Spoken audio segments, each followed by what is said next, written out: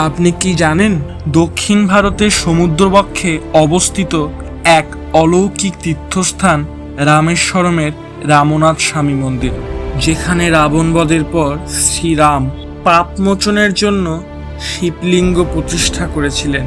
এই মন্দির শুধু দ্বাদশ জ্যোতির্লিঙ্গের একটি নয়, এটি হলো শ্রদ্ধা, ইতিহাস আর দেবত্বের মিলনস্থল। প্রায় 1200 মিটার লম্বা করিডোর, 128টি বিশাল স্তম্ভ আর অসাধারণ দ্রাবিড়ীয় স্থাপত্য। একদিকে সীতার তৈরি বালুকার লিঙ্গ, অন্যদিকে হনুমান দ্বারা আনা কৈলাসের শিবলিঙ্গ, দুটি একসঙ্গে পূজিত হয় আজও। রামনাথ স্বামী মন্দিরকে করেছে এক অনন্য চেতনা কেন্দ্র। বিশ্বাস করা হয় এখানে 22টি তীর্থস্থানে শরীর ও আত্মা হয় পবিত্র। মন্দিরের ভিতর রামলিঙ্গম ও বিশ্বনাথের লিঙ্গ, দুটি শিবলিঙ্গে পূজা হয় একই সাথে।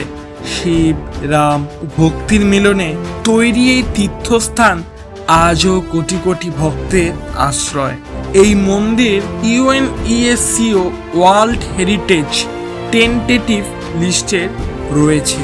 মন্দিরের গর্ভগৃহে প্রবেশ করে দুই শিবলিঙ্গের দর্শন এক আলাদাই অভিজ্ঞতা।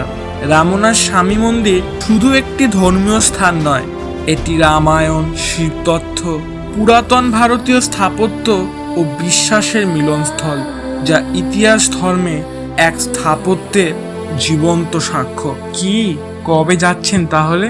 গেলে অবশ্যই জানাবেন। পরের ভিডিওতে এক অজানা ইতিহাস নিয়ে হাজির হব। প্লিজ সাবস্ক্রাইব করবেন। ভালো থাকবেন, আনন্দে থাকবেন।